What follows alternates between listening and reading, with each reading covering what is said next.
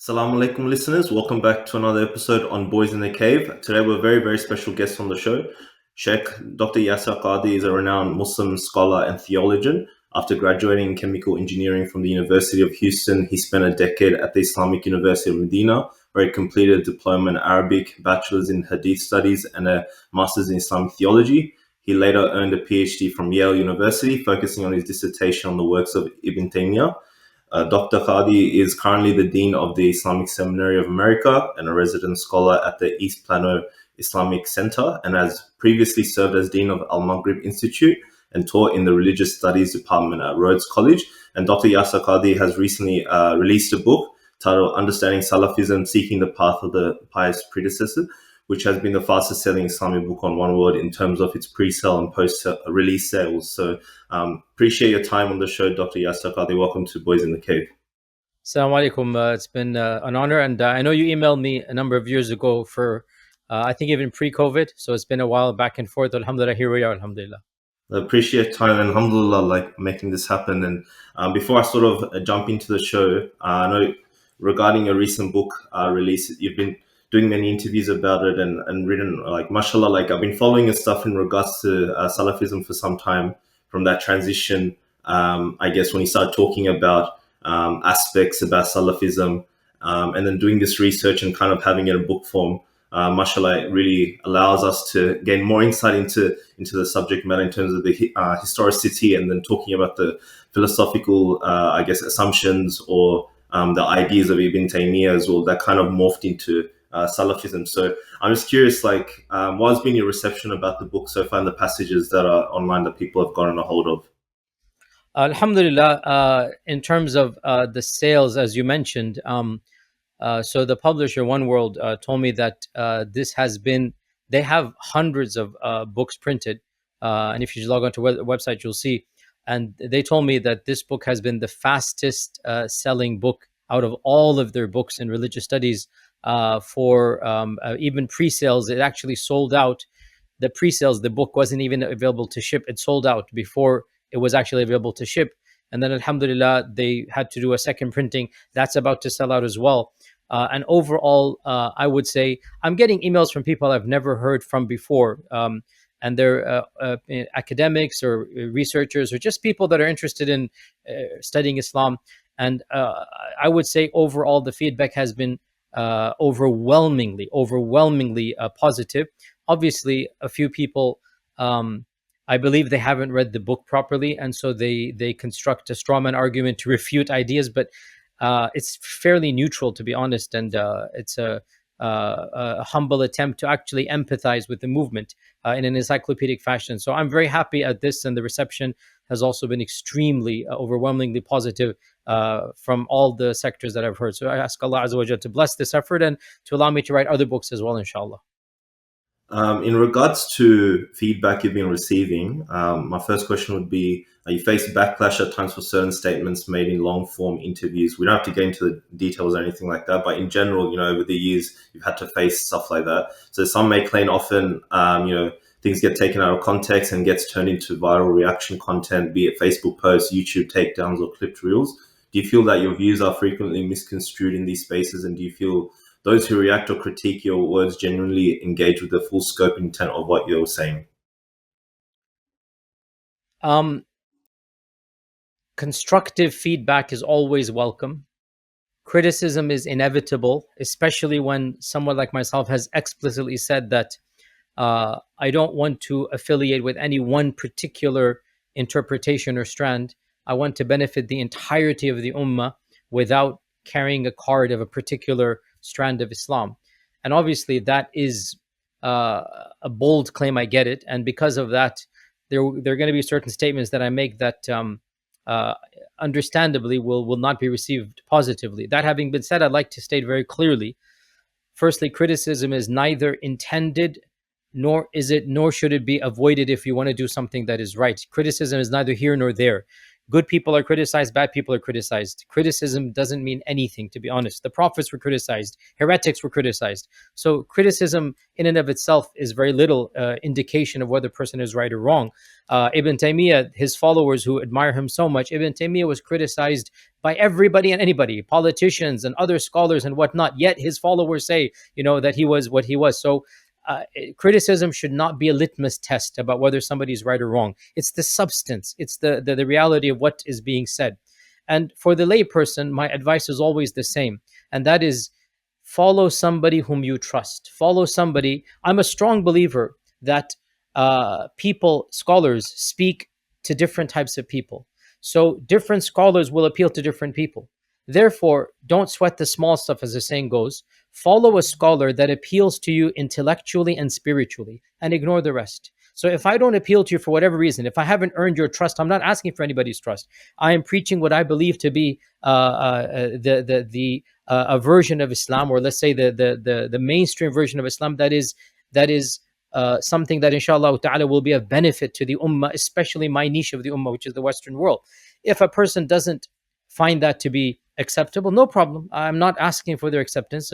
Allah is the ultimate judge. Find a scholar whom you trust. Don't sweat the small stuff. But I do point out, because in the end of the day, I'm human, some criticism of what I say, I have legitimately said it, and people criticize me for something that I actually said. But I just sometimes feel, and I'm a human being, I'm bemused, and I'm also a little bit, it raises an eyebrow. It seems to me that my opinions seem to get more harshness or judgment than the same opinion when said by so many other people. A classic example for this was it 2 years ago, 3 years ago, I changed my view about istighatha, technical theological issue istighatha, and I said a very mainstream view that it is haram, but it is not shirk, right? And subhanallah, the quantity and the ferocity of the refutations, the adjectives used, the takfir that was made, disconcerting. Within a few months after that, other great ulama that I respect, older than me, wiser than me, from the same strand, I don't even mind mentioning it because it's public, yani Shaykh Haytham al-Haddad, Dr. Hatem al-Hajj, others, they said the exact same thing in their wording, and there was hardly a ripple. So it kind of does, it's bemusing, but also it raises an eyebrow. Like, why the anger with my opinion and the same opinion when it's said otherwise? Now that's one category, which is I've actually said it. But more perplexing and troubling when I'm accused of what I don't actually hold. Because it's one thing to criticize me for what I legitimately say, and that's a valid back and forth. But what really is painful is when people don't even bother to do one level of research. Google, just find out, did I actually say this? For almost every single issue, I have very detailed lectures. Listen to me directly. It's impossible for a mainstream cleric who has been preaching for 30 years. It's impossible for such a cleric to believe that, astaghfirullah, the Quran has not been preserved, or that the Sunnah of the Prophet ﷺ is not applicable. This is impossible. And yet there are such accusations made without even a basic level of research of what was actually said or the context. And for that, I mean, hasbunallah wa ni'mal wakeel, it is what it is. And I don't really even bother to correct those, because when you believe that somebody who claims to be a Muslim actually believes the Quran is not preserved, I mean, you can't even defend yourself against such an accusation. So I just leave that, and my lectures are there for whoever wants to research. So to summarize, legitimate constructive criticism is always welcome, and I ask Allah Azza wa Jalla to always make me humble enough to accept it. Criticism of an opinion I hold and I defend, be reasonable and see who else is saying it and take it all into account, have a back and forth. Generally speaking, the views that people might disagree with that I say, I'm not the one inventing them. Many scholars have said them, so put that into perspective. I'm not the one inventing the opinion. And then the last category, criticism of something I didn't say, that is very problematic. Do your research and at least make sure that a person is accurate in this regard. But the bottom line, honest advice, don't get involved with the criticisms. If you don't trust me or any scholar, leave that scholar, because the Prophet ﷺ said, leave that which you are in doubt to that which you are certain about. So if any scholar gives you any doubt, my advice, the prophetic advice, leave the doubtful and stick with that which is certain. the religion of Allah is not dependent on personalities. So follow the religion based upon the scholar whom you trust and leave the rest to Allah subhanahu wa ta'ala. Do you feel that people sometimes project their assumptions and project what they think onto you as an image? Like, for example, initially, obviously, like in the early days, you were very much part of the Salafi strand, wholesale. And so those people that are now seeing you, like you talked about Istighatha, that shift away from maybe a different opinion that you may have had, they see you as kind of, I don't know, betraying Islam because they adhere so much to that Salafi strand wholesale, if that makes sense. Yeah, so obviously, I mean, factually speaking, most of my critics are from that strand. And I understand, like I said, it's a human coping mechanism. When somebody whom you used to look up to and feel the same way as you about a certain ideology, when that person leaves, understandably, there's an overcompensation of being harsh about that person. So I understand that. My only advice to such brothers and sisters is the religion of Allah is above any one person. And if I have changed my positions or opinions, I'm not the first, I won't be the last. And the positions I hold, frankly, there's hardly any position. Well, in terms of fiqh or whatever, there's no position that is unique to me. And maybe some of the aspects of, advanced historical aqidah analysis, maybe I'm doing something new and that's fine. But otherwise, everything I say is pretty mainstream. So yes, a lot of people, unfortunately, read in ambiguities or project their own understandings and kind of sort of make something bigger. So again, there's a lot of talk about my claims of rethinking through fiqh. Uh, this is fairly mainstream. I mean, again, even if you don't like, for example, Shaykh Qardawi, rahimahullah ta'ala, understand, I mean, I'm following somebody who is a giant by even his critics would admit he's a great giant. So when what I find a bit perplexing is the perception is given that it is as if these opinions are stemming from me. It is as if, Yasir Qadhi is the source of all of this weird strand. No, I am following great giants. I would say Imam al-Shatibi. In fact, I would say Ibn Taymiyyah is of that strand where a madhab is good, but you don't have to stick to a madhab, right? This is actually fairly mainstream. It's nothing new. So when I come along and in English, I'm espousing views that are very common in the Arab speaking world. Unfortunately, some of the critics, construct an argument or analysis in which it is portrayed as if I'm some fringe figure doing some strange things. And I think education, education, education. People need to be more educated about the different ways. I think perhaps in the English speaking world, perhaps not too many people are speaking in this way, but that's why I am speaking to raise the bar of education and to make people understand Islam has always had a diversity of thought. I respect the madhabs immensely. I'm not a progressive at all. I am actually a big critic of progressive Islam. I have many lectures about that. And if you look at my fiqh views, all of them are within the mainstream, but within the strands of fiqh, I ascribe more to what is called the wasati paradigm. I'm not the inventor of it. It goes back to Rashid Rida, it goes back to Ibn Taymiyyah, it goes back to many people, Ash-Shatibi and others who would have this philosophy. So my advice again to the person who's listening, either follow your scholar and be quiet about the others, or if something appeals to you, then Bismillah, follow that, and don't get too involved in wasting time between the critics, because that's not going to be beneficial neither to your heart nor to your deen. Wallahu a'lam. So, in regards to the book and in the context of your book as well, you've lived through and beyond an intense Salafi phase. So, looking back, what were the most valuable elements and what were your biggest blind spots you feel? Yeah, I mean, obviously, for over 20 years, I definitely was a very, ardent follower of the movement. And as I say, I mean, I'm still sympathetic to it, believe it or not. I mean, I don't criticize the people of the movement at all. I just simply have moved on. There's a lot of benefit. And perhaps the main benefit was that the movement demands that you understand why you say what you say. So it's a very knowledge based academic enterprise. I would say, out of all of the strands of the movements of Islam, I would argue that Salafism really is the most education based, right? It is the one that wants you to study the sciences directly. It is the one that empowers you to go and read and explore and, find out the opinions of the classical scholars, the books that they wrote, the sciences of Islam, fiqh and usul al-fiqh, hadith and mustalah al-hadith, the tadween al-sunnah, the tarikh, the shia, I mean, all of these different sciences. The average person who stays with the movement really becomes immersed in the world of books and the world of scholarship. And the same cannot be said of many other movements who they know of these things, but they don't emphasize. So, without a doubt, there's a lot of positives, as I said. With every movement, and including Salafism, there are also some negatives. And my goal is that all movements should accentuate their positives and work to minimize their negatives. So when I point out the positives and negatives of Salafism, it is not as if the other movements are free.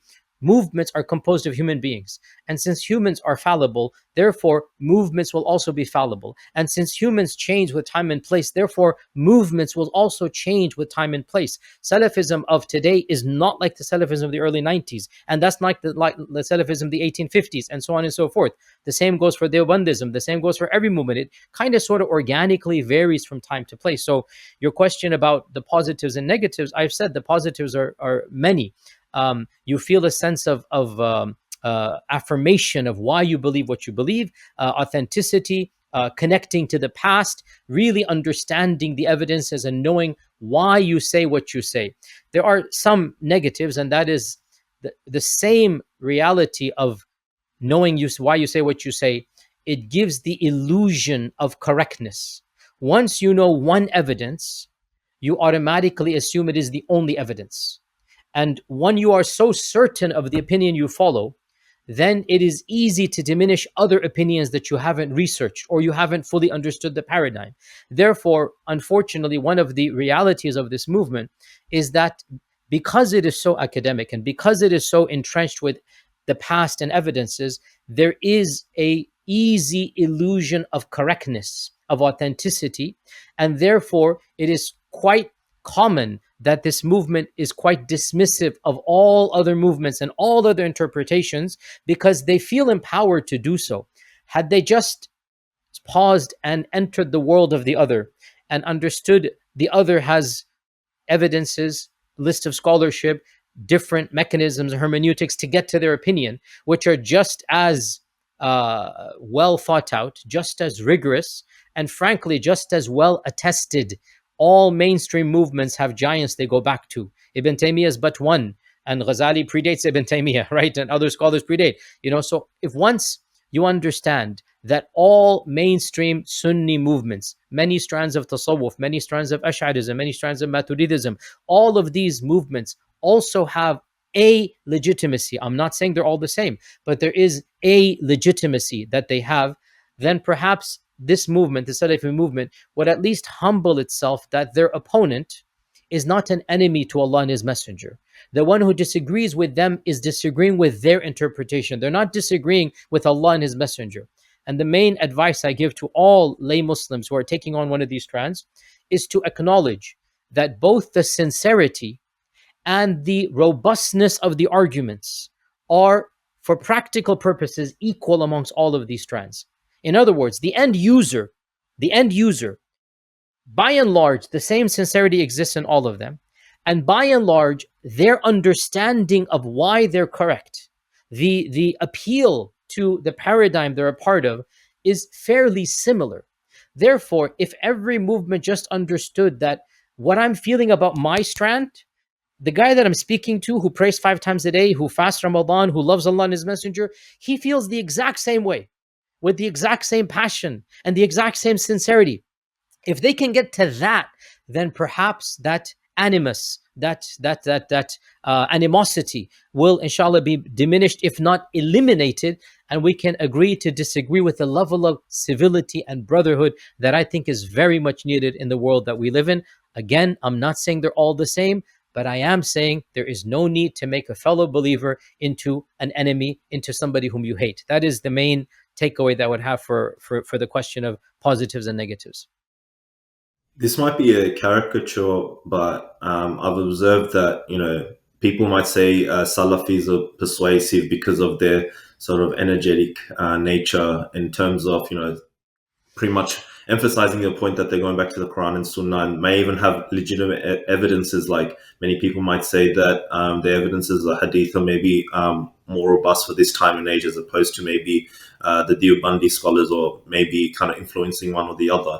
And maybe others in certain Sufi circles, they suspect that the Sufis are being a bit more emotional, susceptible to manipulation. So do you think that this binary of Sufi Salafis is a psychological trap more than a theological one? And if one is truly can one truly escape it once they're sort of immersed in those binds? So you're raising two different questions here, if I understand you correctly.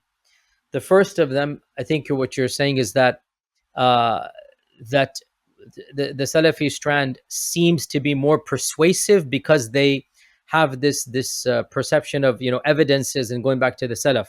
And remember, I said this a few minutes ago that indeed it seems to be, and you're absolutely right. There is a perception amongst the movement, but to say this gently, that perception uh, might be a little bit superficial. And this is where it gets awkward, because if you so you have to get into examples here, guys. The problem, a simple example, hope it's not too controversial: the Mawlid, the Miladun Nabi. Salafis really seem to have a watertight argument. Show me one Sahabi that did Mawlid the Nabi, and at a certain level it makes so much sense. Nobody did it in the Sahaba, Tabi'un, Tabi'un. Why should I do it? Excellent, right? And therefore, and the same goes for many of the other arguments, that there is an appeal to simplicity that really does manage to gain the hearts and minds of many people who want to think in this regard. But it requires more study and nuance and understanding of definitions of what is sunnah, what is bid'ah, understanding of evolution of mainstream practices. And when you understand this, then one can factually point out that even in the Salafi world, people do Khatm al-Quran during Taraweeh, and they have du'as during Taraweeh, and they have du'a Khatm Quran. They do the whole Khatm in Taraweeh, right? That's one ritual. They recite the whole Quran in the Taraweeh prayer. Even Taraweeh prayer, one can say Umar ibn Khattab instituted it, but that's a separate. I'm not even arguing the Taraweeh. I'm talking about the Quranic recitation beginning to end in Taraweeh, which is under the Haramain. And then the du'a Khatm Quran, which is the most attested ritual in the whole year. The masjids are packed. In fact, the masjids of one vicinity, at least in America, I don't know how it is in Australia or England, at least in America, we coordinate amongst one another, such that 3-4 masajid in the same vicinity don't do the khatam on the same day, because the people want to go to different masjids, right? Without a doubt, there is a ritualistic element, because people think that Allah is rewarding them. People think that this is something that is good. That's why the masajid are packed to capacity. Now, by and large, Salafis do the same thing. They don't understand that the arguments that are needed to justify Khatam Quran and Dua Khatam Quran and Taraweeh and whatnot, those arguments are literally cut and paste what Sufis would use to justify Mawlid al-Nabi. It's pretty much the same arguments, right? But because the one is accustomed, the Haramain does it, everybody does it, they don't quite see this point. So I do say, and of course it took me, again, many years of study to come to this conclusion, that the argument, and by the way, I said this publicly, even when I was in my phase in Medina, this did not make sense to me, Taraweeh issue and Khatam Quran. That's why I bring it up right now, 20 something years later, because I spoke to my own teachers, I spoke to people, armies like this, according to our definitions, this should be a bid'ah through and through. And by the way, some amongst them agreed actually. They actually said that Khatam Quran is a bid'ah to take place in Taraweeh and etc. And even though they told me that, I used to attend the Khatam Qurans every year in Makkah and Medina. I lived there 10 years. I mean, my heart told me this is good. And fiqh told me this is not a trivial, it's not a bid'ah. And yet you had the hardliners say, technically this is a bid'ah.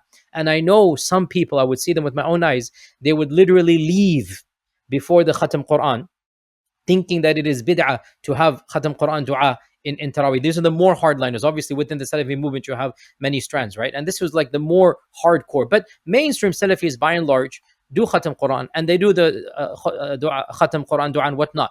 My point is that because of the appeal, the illusion of authenticity and simplicity, yes, indeed, Salafism does have some type of mass appeal, but it requires education, it requires teaching usul and how to derive rituals and aspects to make people understand that actually many aspects of what are called bid'ah hasana by the other school, they are done by the Salafi school as well. They just don't call it bid'ah hasana, they just call it something else. But the concept is there that certain things happen. I mean, I have a whole long lecture online about a classic example. Most Salafis to this day find reading Quran when somebody dies a very big problem. And they actually think it is bid'ah by ijma', or they'll say most people think it's bid'ah. They are shocked when I say to them, Ibn Taymiyyah allowed it, Ibn Baz allowed it, Ibn Qudama says that this is the norm. Everybody does this, and no, and forget even no, and no, of course I don't know. I'm forgetting right now, but one of the Ibn Jawzi, I think Ibn Jawzi says that this is an act that everybody has done across the entirety of the ummah. That reading the Quran when somebody passes away, right? Now again, this is something that it is normative in Islam. This is what everybody has done, as Ibn Jawzi himself said. This is the norm. Everybody does it. Yet, generally speaking, you don't find the first generations doing this. So when you explain, and there is a modern strand, like I said, that does say, oh, we should not do it as bid'ah. They're shocked to discover their own icons. Ibn Taymiyyah has a long passage on this, their own icons allowed this. So education, tolerance, appreciating the diversity of thought. So yes, I do agree with you. Your second point, what was the second point? The psychological profile? Is that what you said, right? Yeah. Yeah. So I've actually said this as well, that I firmly believe that most people, when they choose a strand of Islam to follow or practice, they do not do so as much as because the evidence is appealed to them, as in fact their psychological profile appeals to that strand. In other words, I would also argue there is the illusion of authenticity.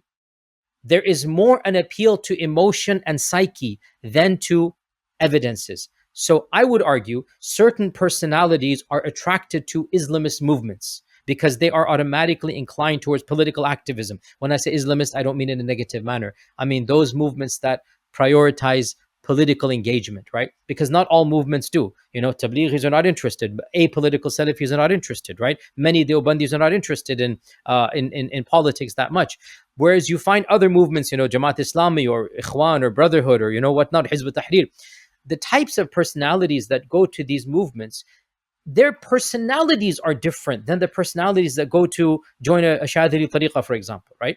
So I would argue that we have to look at the psychology of the practitioner, and that in fact the ummah has allowed for this diversity, and one finds the kernels of this diversity within the Sahaba themselves.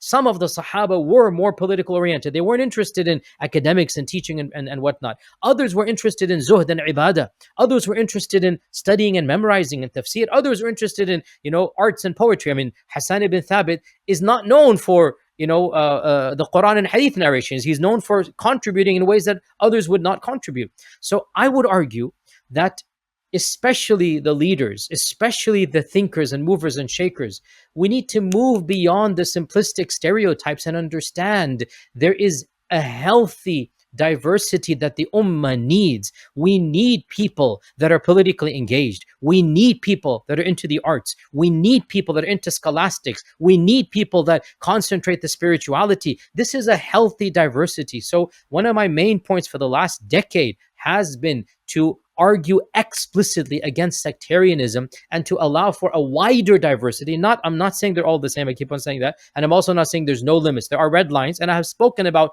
those red lines plenty of times. But I reiterate, mainstream Sunni movements, all of them, we need to stop hating one another. If a person wants to worship Allah based upon the sunnah of the Messenger of Allah sallallahu alaihi wasallam, and they love the Quran and they prioritize, the respect of the Sahaba, I mean, this is mainstream Islam. This is mainstream Islam. So let people disagree beyond that in a civil manner. And if there's, interpretations that are variant, discuss them without having hatred of the other, without breaking away MSAs or masjids or ISOCs or communities, without creating animosity. Learn to agree to disagree and understand at some level disagreement is healthy. Not at all levels, but at some level it is useful. I want people that are obsessed with the academics of Islam. I want others that are really interested in political activism. I want others that are engaged with the media. I want others that are very interested in preserving the spirituality. I need this for my children to see this diversity. They're not the enemy, they're not the other. So I actually agree with what you said, and that is that there's a huge element of psychology when it comes to appeal of certain interpretations. And perhaps the Salafi movement, by and large, does appeal to those that are more scholastically inclined, those that are more interested in the study of ilm and whatnot, and those that are wanting how to put this in a gentle manner, a simpler version of fiqh and aqidah. Just follow it and don't worry too much, because Salafism does have that appeal to simplicity, and there's nothing wrong with that. Wallahu a'lam. It's interesting you mentioned that, Sheikh, because I'll say my trajectory has been like I was initially when I got into Deen. I think everyone has sort of a Salafi phase ascribed to. Alhamdulillah, became part of, I knew brothers from the Islamist camp and then the Sufi camp, and all of them I have agreements and disagreements. So I wouldn't say I ascribe to one group in particular, and that's something I had to reflect on. Like, is it my psychological state that I maybe fixate on just things I don't agree with, and therefore I don't ascribe to that group. So I think something to think about in terms of, are we truly like, we have our nafs, we have, our vices. So is that what's dictating what groups we stick to? And, that requires a level of self-reflection, as opposed to just, we can't just assume that we have, the sight to see the truth all the time. Sometimes we have to do that internal work, and that's part of, coming to truth. So I appreciate all the groups that, I've learned so much from, like, the Sufi camp about the spirituality that I wouldn't have gotten from the Salafi camp, for example, in the sense that the way that Sufis emphasize it, but that's not the be all and end all, because I don't necessarily agree with the Sufi way of, I guess, maybe the way they address politics at times might be a bit superficial. And then that's where maybe I talk to other people in other camps to, have a differing opinion and listen to them. So, that's just my personal journey, and I'm sure some people may relate to, some people may not.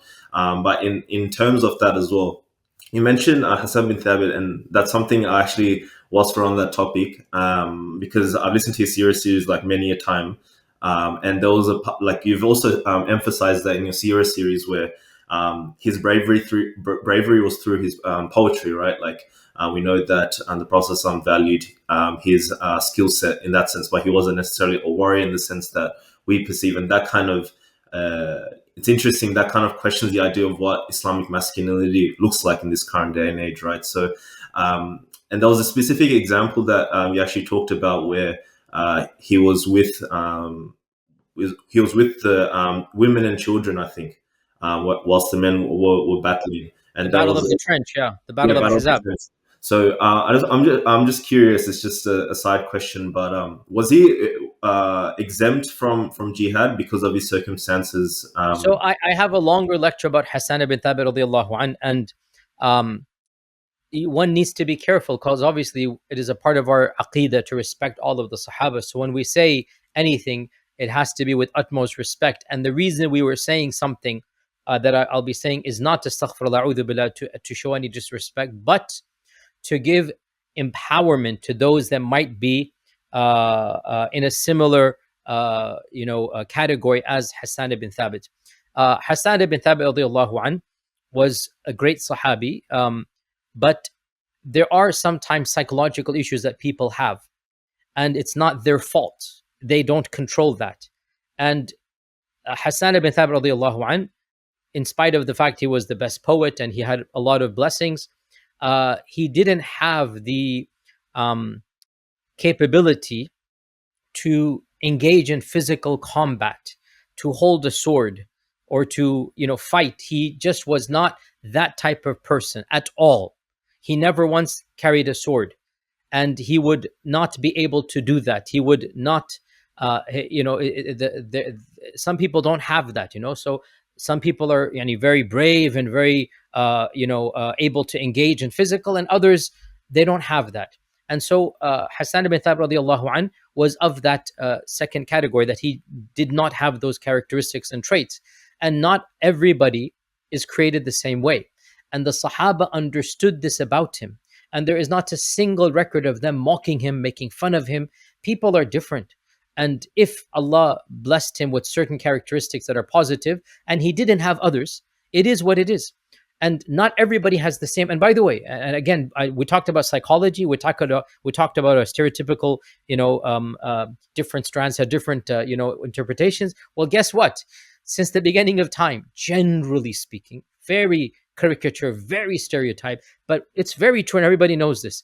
Generally speaking, artists, those who paint, those who are involved in poetry, are not at the forefront of bench pressing 300 pounds or kilograms or whatever you guys want to call it. They're not the bodybuilders of the world. Generally speaking, artists they have a different talent, and Allah created this diversity, right? Of course, I'm sure you'll find the artist that is also the world bodybuilder. I'm sure you're going to find the exception, but let's be real here.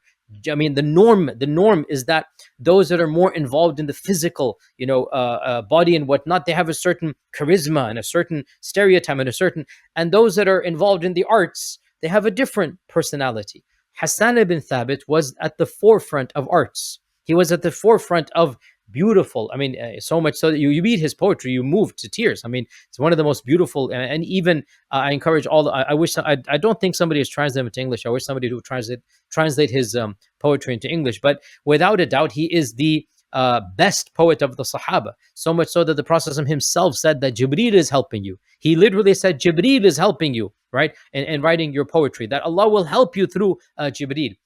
Yet he was not able to engage in combat. And the Sahaba cut him so much slack that he was the only capable man. Only. They were either the elderly or the lame or the blind or the women and children. So you had the 80-year-olds, you had the blind, Ibn Maktoum, you had children, you had the women, and you had one man, Hassan ibn Thabit. That's it. And when the aunt of the Prophet Safiya, when there was a person trying to crawl up or climb up the mountain to attack the base, they told Hassan to defend, and he was not able to do that. He said, if I could do that, I would be at the front. I mean, valid point. If I can't do it here, if I could do it here, I wouldn't be here, right? So Safiya was the one who took the dagger in her mouth and went down and took care of the assassin. She was the one who dealt the blow. And then she went back up and she said to Hassan ibn Thabit, okay, the deed is done, but he's a man. Can you go and cut open his cloth and get his armor and get his sword? Because I'm a woman, I don't want to do that. Right? And even that, he could not do that, because again, you have to understand personalities. Not everybody wants to see a dead body or whatnot like that, right? He could not do that. And we say this with utmost love and respect, not astaghfirullah in any sense of diminishing anybody, rather to empower people who have other issues or even this issue. There are weaknesses we all have. And the reason I gave that long lecture about Hassan ibn Thabit was to point out, dear fellow sister or brother, you might have a weakness, but without a doubt you have a strength too. And if you utilize your strength, you can benefit the ummah in spite of your weakness, no problem. That's what we learn from people like Hassan ibn Thabit radiallahu anhu. And by the way, there are even more awkward issues about Hassan radiallahu anhu if you go and listen to my lecture on him. And I say this because we want to humanize for the sake of empowerment. This was my philosophy in the seerah. Everybody knows this, that when you construct an image that is divorced from reality, how can you relate to the Sahaba and the Prophet ﷺ? They become angels. When you construct actual images from the seerah, you actually empower yourself, because now you can relate. Now you can find somebody that you can actually connect with. And that's why for me personally, I don't agree with some people's interpretation of the seerah where the Sahaba become superhuman. The Sahaba become any type of issue that they think is awkward, they'll just ignore, or they're going to create an alternative narrative. And for me, that loses the plot. because the reason why the Sahaba are who they are is in spite of their weaknesses of humanity, they overpowered them. They overcame them to become the best of the best. When I hear that story, it actually resonates with me. Whereas when you create an image that never existed of a superhuman race that don't have any problems that other people have, then how can I relate to an angel? How can I relate to somebody that doesn't have the same feelings and emotions I do? And the same applies to the seerah.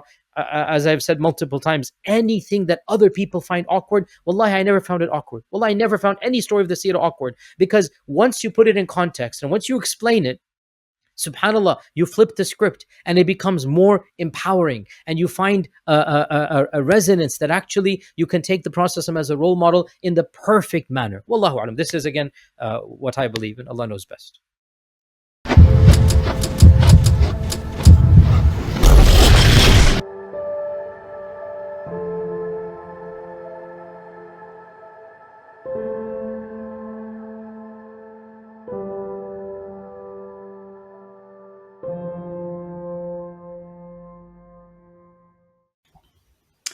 So we've spoken a lot about almost kind of about education, about learning, about kind of people maybe not having enough knowledge to appreciate some of the finer points about kind of the tradition, whether it's Salafiyya or Sufi, whatever, etc., and so on.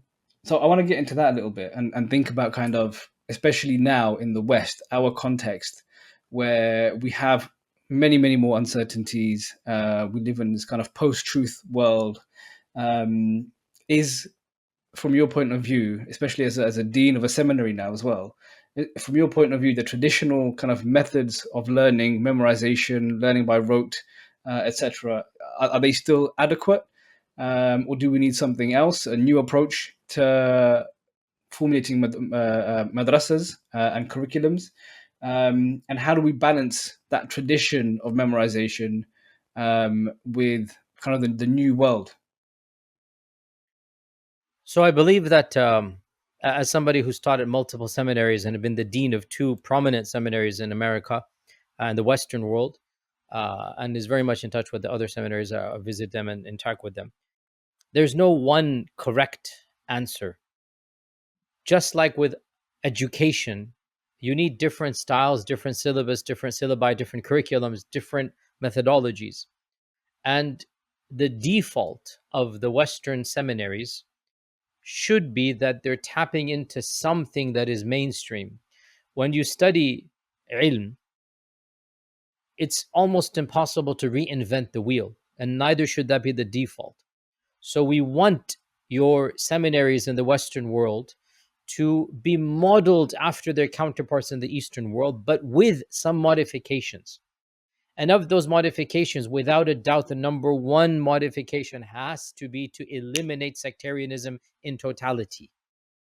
Do not preach hatred and enmity of the other, because back in the Middle East, back home, the other, the enemy, becomes other strands of Islam. This is America. Muslims are 1% of America. I'm not exaggerating, less than 1%. Muslims are 1%.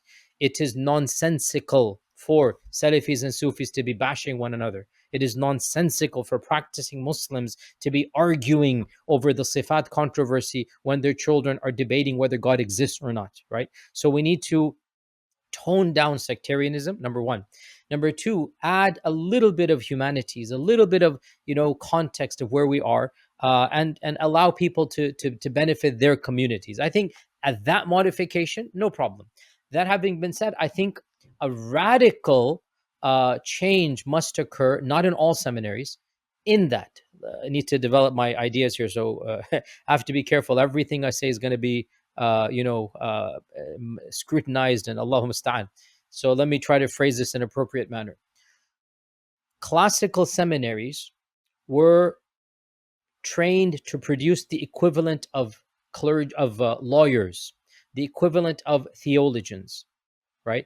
The purpose of pre-modern seminaries was to produce fuqaha. And what is a faqih? A faqih is somebody qualified to give fatwas. A faqih is somebody who's basically a lawyer.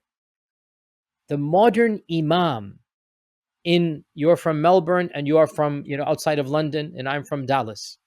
The modern imam of our masjid is needed more for counseling than for fatwa. So we need a new type of seminary. Again, not all seminaries. I have to be careful. I'm not saying this. We need to understand the default imam in the Western world does not need 50, 60, 70, 80% of the classical curriculum. Pause here, footnote. Again, I'm not saying all seminaries. Keep the seminaries and modify them slightly, but we need another seminary. The average imam in the Western world, to produce the imam of the masjid, we need a different curriculum than what I studied in Medina, than what the Darul Uloom studies in Karachi, than what a student of Azhar studies. Those seminaries are meant to produce different types of people, and that's fine. The imam of the masjid needs to recognize depression, needs to recognize or be trained about marital counseling, needs to be able to effectively refute when a teenager comes asking questions of a philosophical nature about Islam and the correctness of Islam, or brings up the standard arguments that people have about religion, about God, right? Our seminaries didn't teach us how to answer those questions. Neither are they supposed to. So we need another seminary, not in competition with the first category, but to supplement. And that seminary should be focused on training what the Western world needs for its imams. We need to cut back. We had 5 hours of fiqh every single, 4 hours of fiqh every single year. Just do a madhab cover to cover and just know the fatwas. You know what I'm saying? For the imam. Doesn't need to know advanced. Mustalah, just do one semester, know what it is. Put in some counseling, some therapy, put in some, understanding of the country you're living in, the history of that country, so that you're more effective because what happens when any issue happens, any tragedy happens, any political crisis happens, the media comes knocking, the imam has to give an interview. The imam usually is clueless about how to give an interview, right? The imam needs to be trained about PR, about speaking on behalf of the community. These need to be added to the curriculum of a seminary. So after being involved with multiple seminaries and with multiple communities, my actual suggestion would be that, firstly, keep the old seminaries and modify them slightly, and secondly, create a new type of seminary that is focused on producing effective community leaders. We don't expect the average imam to give cutting-edge fatawa. That is not what the average imam is meant for. We want the average imam to empower the community, give confidence to the youth, right? Give khutbahs that are relevant. So, simple example. When I was training in Medina, studied there 10 years, right? Even the first year I came back, I realized there is a massive disconnect between what I'm being taught and what I need to do. The first year I came back and I realized I don't know how to give an effective khutbah because nobody sat me down and taught me. Nobody sat me down and taught me how to give an effective khutbah. And I had to do this on my own. I'll never forget when I gave my first class some advanced aqidah issue, whatever, because that's what I was taught. You're taught these abstract issues, you go back and you start, and then, person comes up and asks a very basic question about marriage and divorce and whatnot. And at the time, it was my first year coming back. I wasn't even married. And the question was not fiqh, it was adab, right? About how to deal with couples and whatnot. And I was absolutely clueless. Yet this person, double my age, because I was 20, 21 at the time, double my age, thought just because I'm studying in Medina, even though I'm single, I would know the answer to this question. And I have no clue because nobody teaches you marital disagreement. Nobody teaches you adab al-khilaf between spouses. Nobody teaches you how to reconcile an angry couple. That should be curriculum for the average imam. Marital therapy, counseling, coaching. This needs to be curriculum for the modern imam. It's not there. So I would argue we need to rethink through a lot of things. Now, with regards to myself, I used to be with the Maghrib Institute, and that's great. And Al Maghrib has its equivalents. There's many great institutes. We love all of them. I wish them all the best. Zaytuna, Miftah, Qalam. There's In Chicago, there's multiple Deobandi institutes. May Allah bless all of them. They're all needed, and I'm very happy that this is happening, because when I went to Medina, there were a grand total of zero. Zero. 1994, I applied to Medina. There was no institute of higher learning that taught any curriculum. So, by and large, in America, we now are spoiled for choice. Alhamdulillah, that's great. But I personally am involved with the Islamic Seminary of America, which is not in competition with Al Maghrib or Miftah or Qalam. It's a very different. It's a graduate level, and it is meant to produce leaders. It's not competing with traditional training. It is rather meant to contextualize and to teach a broader understanding that is really going to empower. This is a free plug here for the institute, obviously, is going to empower the students to tap into people as they are. The goal is not to go and convert you to an understanding of Islam. The goal is not to convince you your version is wrong, my version is right.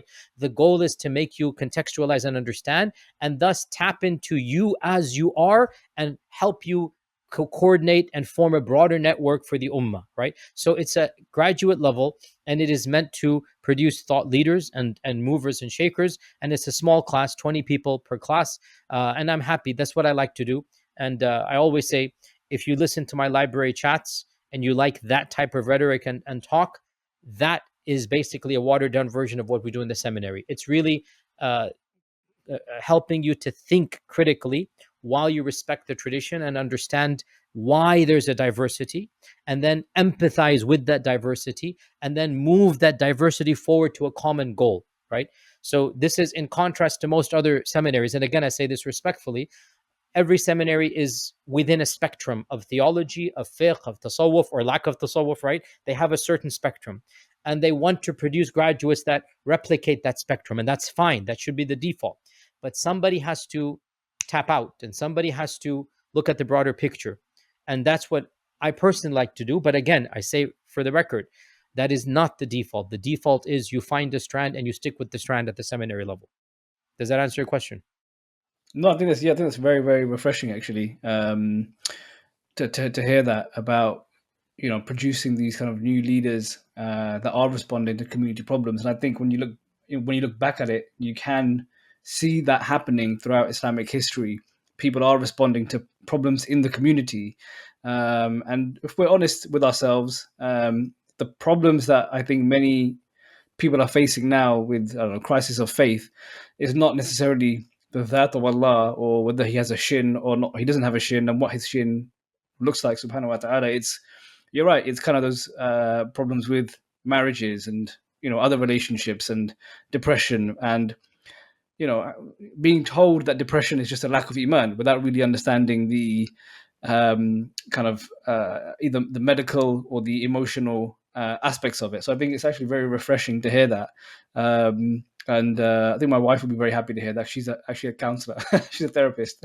Alhamdulillah. We need. Alhamdulillah. So, when I first realized this, when I came, not just when I came back and doing my own preaching, but when I was doing my PhD in Connecticut, I used to live across from the ministry of Yale, the divinity school. I didn't go to the divinity school. I went to the religious studies, which is the secular side. All of these schools also have a divinity department where confessional, practice-based Christians go. It's only for Christians because, I could go there, but I'm saying it's a Christian environment, right?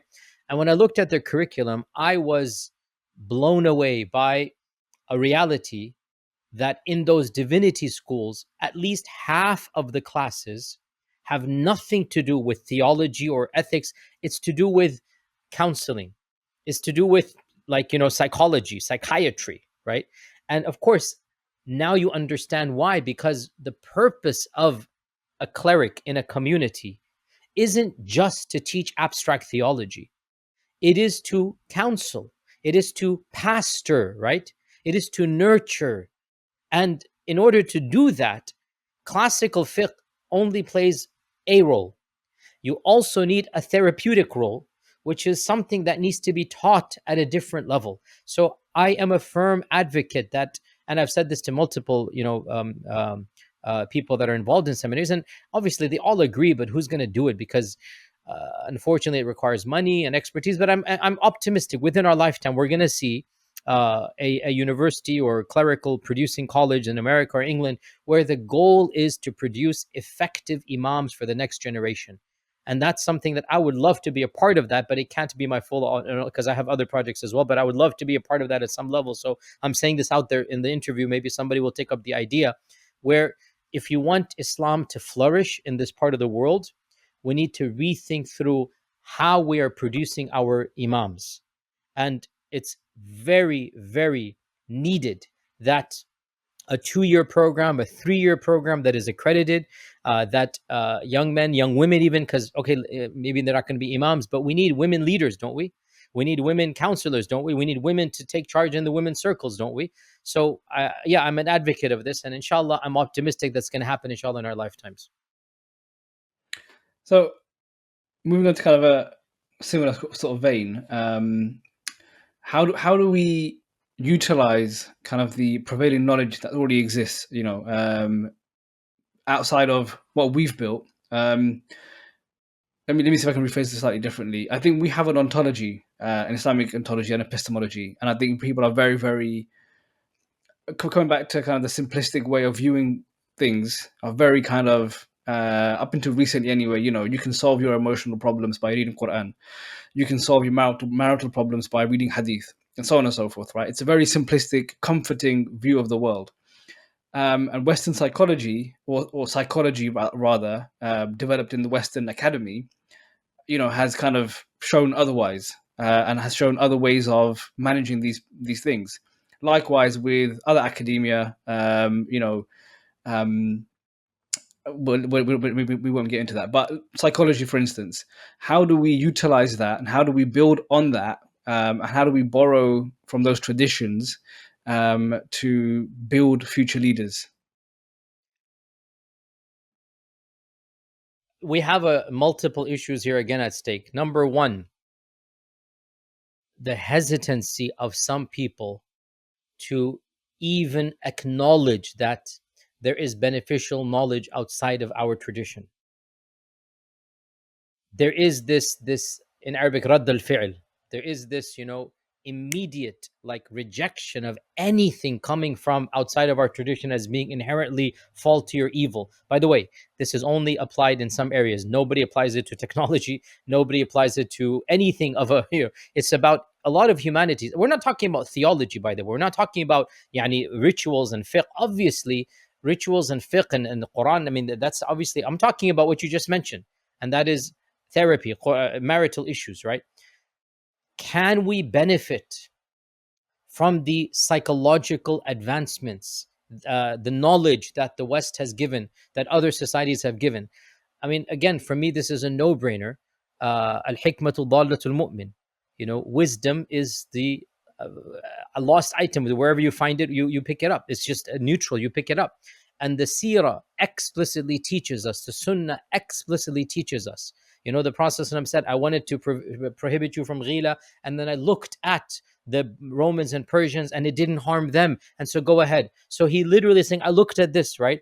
He's looking at the world around and then saying, okay, it didn't harm them. Go ahead and benefit. And in fact, even more than this, may Allah protect us. Every time I say something, I have to think 10 steps ahead. What's going to say? What phrase? May Allah protect us. Let me try to phrase it gently. Early Islam seems to have been very open to accepting many types of knowledge. In fact, I would say perhaps in some areas too open. Classic example, Israeliyat. Israeliyat, every later scholar criticizes Israeliyat. Again, this is problematic to state because what I state is factually correct, but a lot of people are not aware of it. So they think that I'm, astaghfirullah, criticizing or whatnot. This is knowledge. If you don't know it, go study. It's not my fault. Go study it. Open your horizons and read. All of the early books of tafsir are chock full of Israeliyat. All of them. They are full of Israeliyat. It's only later on. In fact, the Sahaba Tabi'un, some of the Sahaba, sorry, and many of the Tabi'un are narrating. What are Israeliyat? Maybe somebody might ask. Israeliyat are stories found in the Talmud, in the Mishnah, in the Torah. Israeliyat are the legends of the past that are found in biblical or Judaic or Christian civilizations, right? And therefore, much of our early tradition absorbed even knowledge that later scholars said you shouldn't have gone there. You should not have gone there. My point is to illustrate they didn't have a problem doing this, even though later scholars problematized. Much less knowledge of architecture, knowledge of like early Umayyad architecture, right? A lot of the motifs we consider to be Islamic, they're actually going back to Byzantinesque type of motifs. We now recognize them as Umayyad. In fact, yes, they are Umayyad, but the Umayyads took them, modified it a little bit, and then made them, Islamic the way we know them. So the same goes for systems of government. Well unknown, Abdul Malik ibn Marwan, others, in fact, Umar ibn al-Khattab and others, when they found systems of government, when they conquered places and lands, they allowed those systems and ministries to remain as they are. In fact, in their native languages. It was Abdul Malik ibn Marwan, almost a generation, more than a generation later, who basically said, okay, enough is enough. Let's now get rid of the, Greco, the records in Greek and whatnot. Let's navigate into Arabic. Everybody has to now learn Arabic. So for an entire generation, all of the diplomacy, all of the ministries are being run by effectively non-Muslims or new converts in the old systems. Same goes for other types of mechanisms where, again, paper, all of this is coming in, the Muslims absorb it. I would say because of the decline of the Ummah civilizationally, there is this sense of closing our minds. And I'm being very simplistic, but there's a kernel of truth here. I know this is stereotypical, but this is a very basic podcast, and I stand by what I say. And that is, early Islam clearly was more open when it comes to absorbing knowledge and developing. And it was because of this that they took the kernels from all civilizations and they then produced a new civilization that led the world. That is not being, factually inaccurate at all. That is absolutely correct. It's not triumphalist. It is correct. For 800 years, the Muslims led civilizational developments. We take great pride in this, right? Whether it is mathematics, whether it's astronomy, whether it's engineering, whether it is medicine, whether it is physics, whether it is optics. What happened? What happened? A lot of things happened. I would say one of them is complacency, is that we just didn't, another of them being, we began to feel we began to feel, what can they offer us? We're better than them, right? And we are better spiritually, but technology is neutral, and human knowledge is neutral, and humanities is human knowledge. Humanities is human knowledge. So I would say, especially in the modern world, we have a lot of people that are maybe even emotionally having a type of PTSD. Like they want to shut the door, as if our tradition cannot benefit from any external knowledge.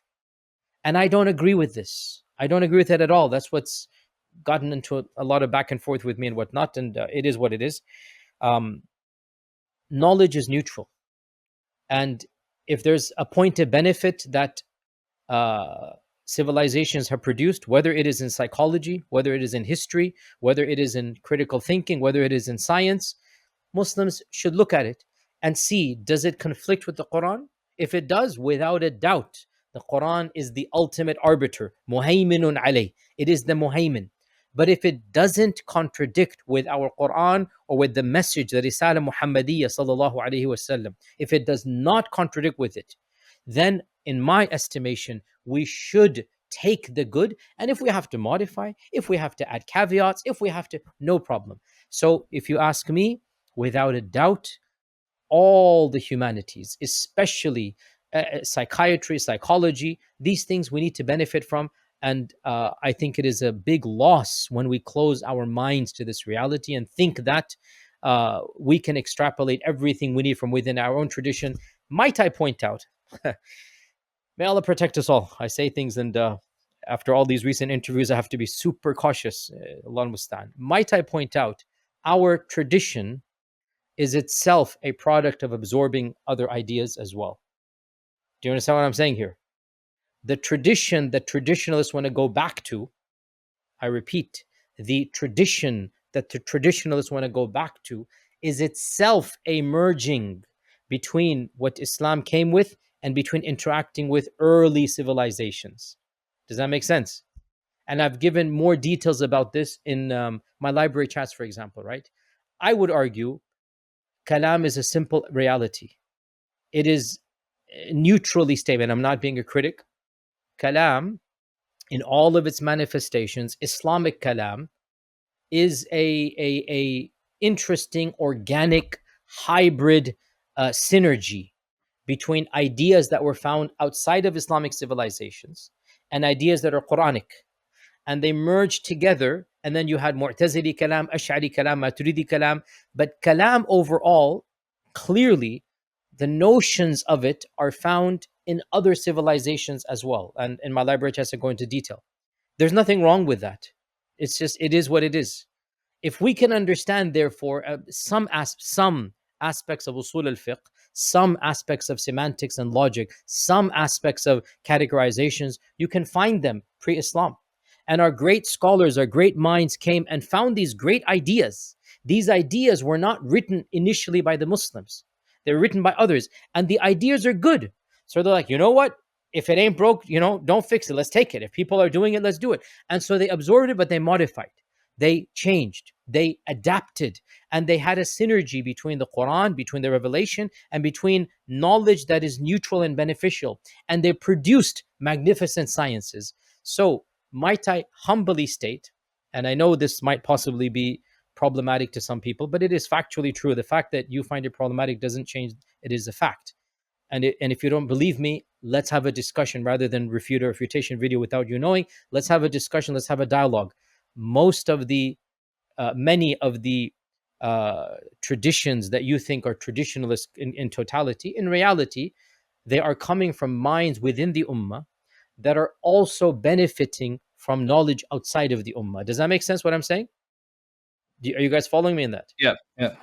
So if that happened in the 2nd century, in the 1st century, why can't it happen again for new knowledge, for new disciplines? Why can't we have an Islamic humanities?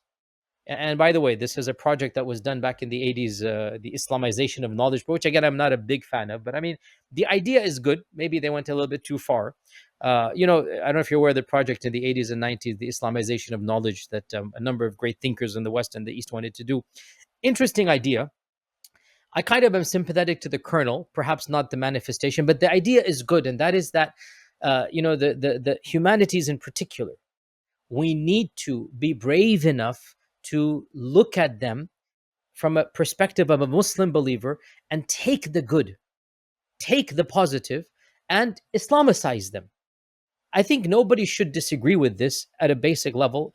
Obviously, as the saying goes, the devil is in the details, and I think that's where we're going to agree to disagree. But as a basic premise, yes, that is how we move forward. Anyway, there's a lot said to your question. No, that's a very interesting answer, and I think the view that many people hold across the spectrum, I don't think it's any one group in particular, that Islam wasn't influenced by other traditions or other sciences or other civilizations. It's frankly, it's ahistoric. And I think there are a couple of examples you can give to kind of show how much cultures and civilizations influenced one another. I mean, the word sirat in the Quran comes from Greek. Strata comes from the word strata for street. For instance, even the word firdaus comes from the Persian paradise, paradis, for instance. Yeah. Historia, asatir, history, asatir Exactly. al-awwalin. But that's a different thing. That's a cognate. I see where you're coming from, but I mean, a critic would say the examples you're using are not what we're talking about. You understand what I'm saying here? Because that's like a lone I'm word. with you. It is. I'm just thinking, it's ahistoric to think cultures and civilizations weren't. I see what you're saying. Yes, 100%. It's not. No culture operates in a vacuum. No culture, no civilization, no language. So the examples you're giving portray that even the Arabic language, right, was giving and taking, and key words that are even Quranic don't originate from amongst the others. This is a classical controversy, as you're aware. Abu Ubaid al-Qasim al-Salam versus Imam Shafi'i, others, early scholars themselves were debating, but historically it is a fact that certain words were absorbed by the Arabs and they were Yeah. Arabicized.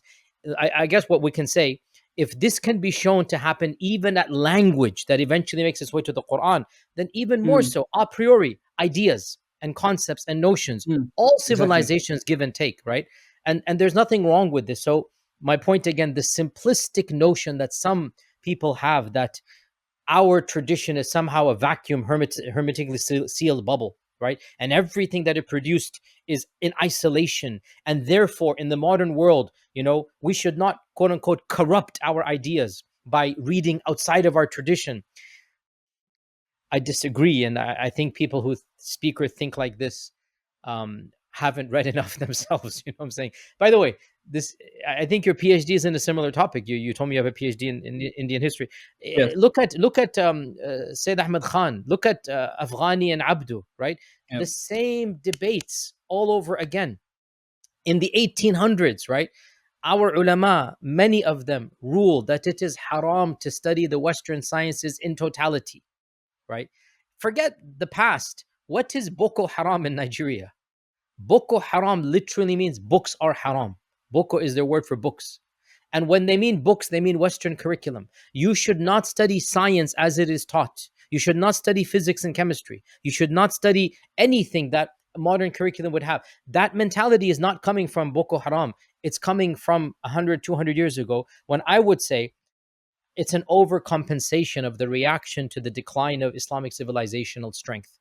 When they see the collapse of the Ottoman Empire, the collapse of the Mughal Empire, when they see the mutiny, when they see all of this happening and the Khilafah is taken away or this is taken away, there is an understandable reaction to simply withdraw back and isolate, and to think the only way to protect ourselves is to, hermetically seal ourselves out.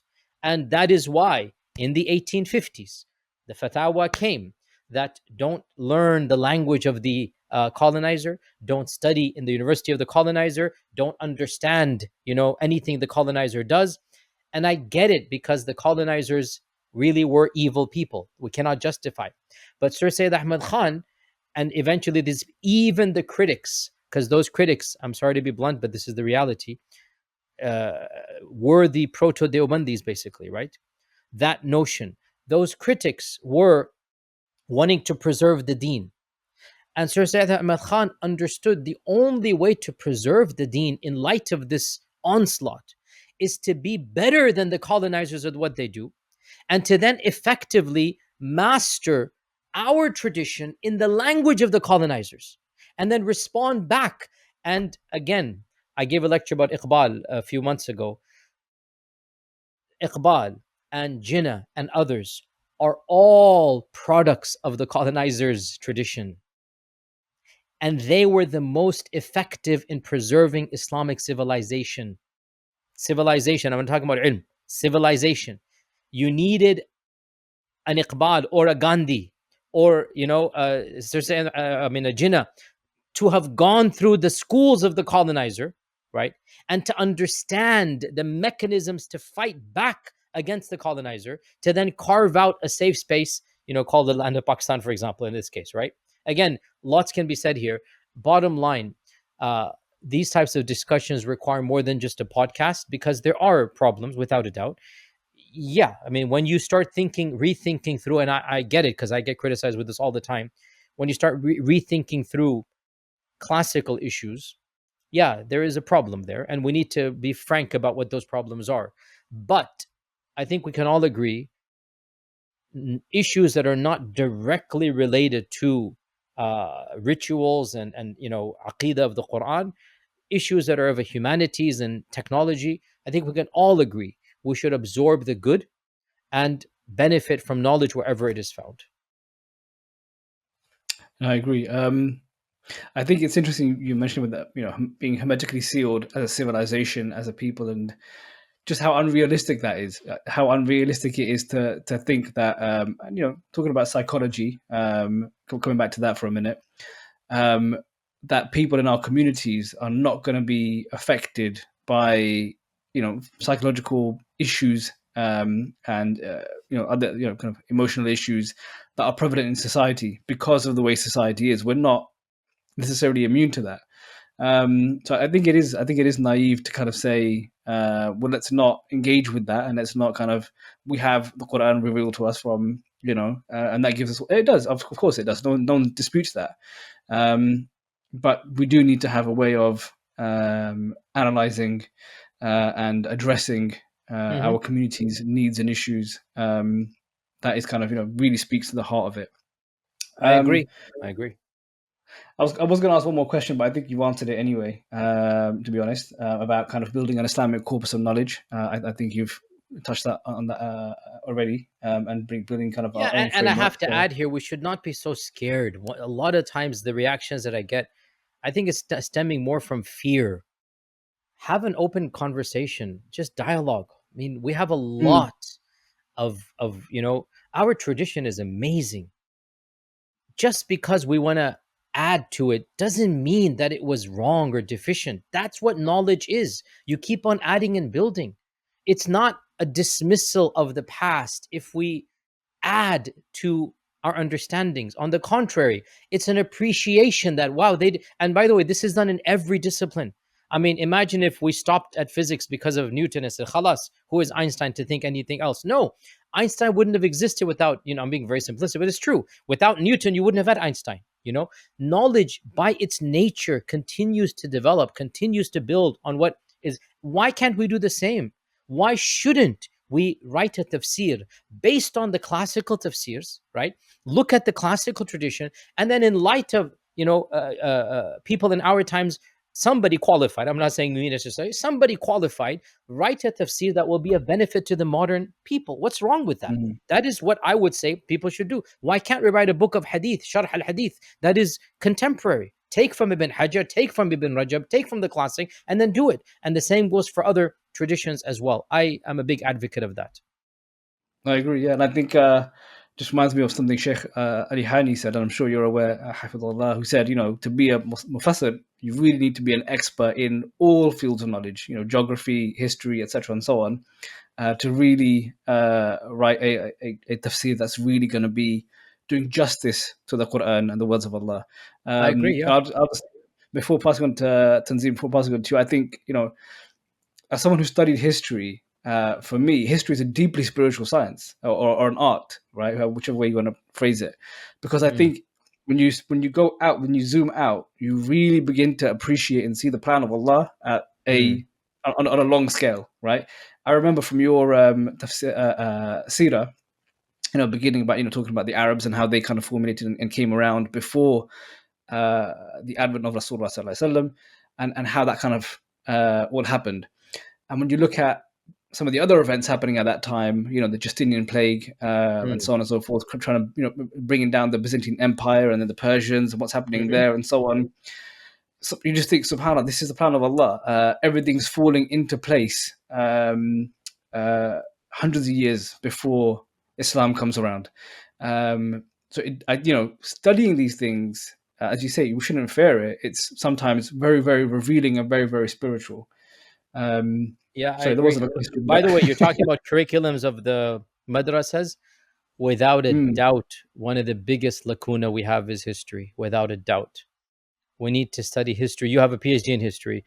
We need to study history. For me, I realized that I needed to re-study history from scratch. I mean, I think history needs to be taught at every level, undergraduate, graduate, agreed, yeah, and actual agreed. history. And we need to read Ibn Kathir directly.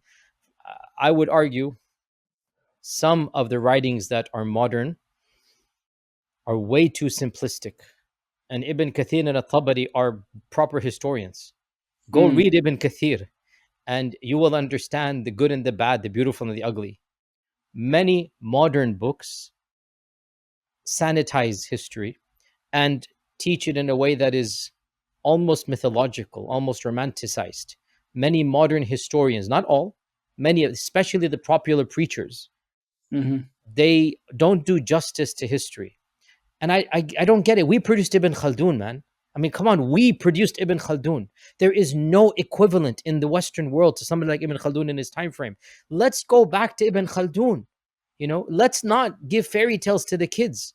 Well, maybe kids. Okay, fine. Sorry, let me take that back. Let's not give fairy tales to the adults. Fair enough. Okay. Let's teach them Ibn Kathir, Ibn Khaldun the way that it was. And I think that would make for more critical thinking. Perhaps one of the reasons why there's such an adversity to being open-minded, frankly, is because people don't really know our own history and our own trajectory and the diversity of thought. People really believe the past was overly simplicized and romanticized and utopian good one. If they read history, I think it would benefit everybody. So I encourage you to PhD in history. I encourage you to become more vocal and teach history, Islamic history to the masses, inshallah, because I'm an amateur. I'll say this in history. I don't have a PhD in history. I just love to read and I try to do what I can do in my own, inshallah. But yeah, with that, inshallah, bismillah. Inshallah. Just to bring everything together, what we've discussed, like for example, we've talked about groupthink, we've talked about like right now lack of a true understanding of our history. We also talked about the lack of training for imams when it comes to could be marital issues or psychology.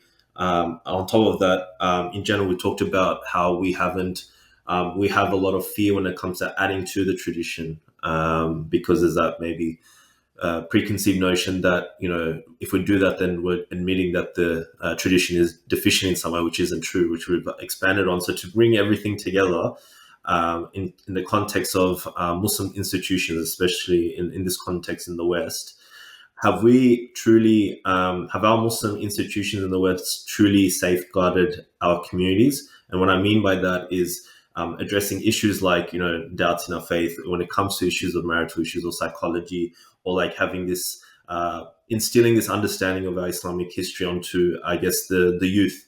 All these sort of stuff, or even ideological erosion, all these sort of conversations. Have we failed, when it comes to Muslim institutions in the West?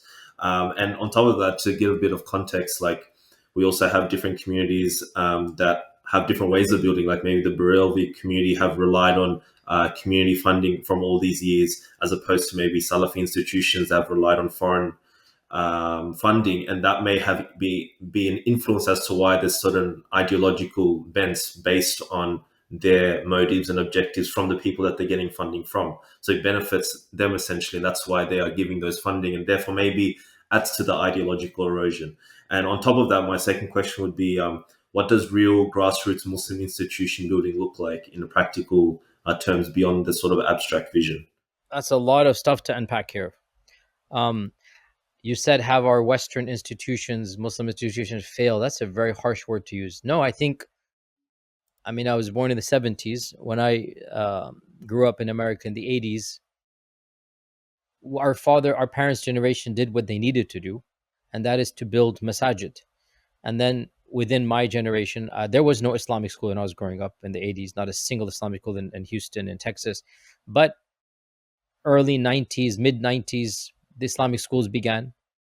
And after that, community halls, gymnasiums for the, attached to the masajid. We have to cut our parents a lot of slack. I mean, they did what they needed to do. And frankly, we owe a lot to them. We need to appreciate they came with very little money. They came in a foreign land. They came with a different language, different culture. And mashallah, tabarakallah, they created an entire infrastructure for us. They sacrificed a lot of their time and sweat. 9/11 for us in America was a big wake-up call.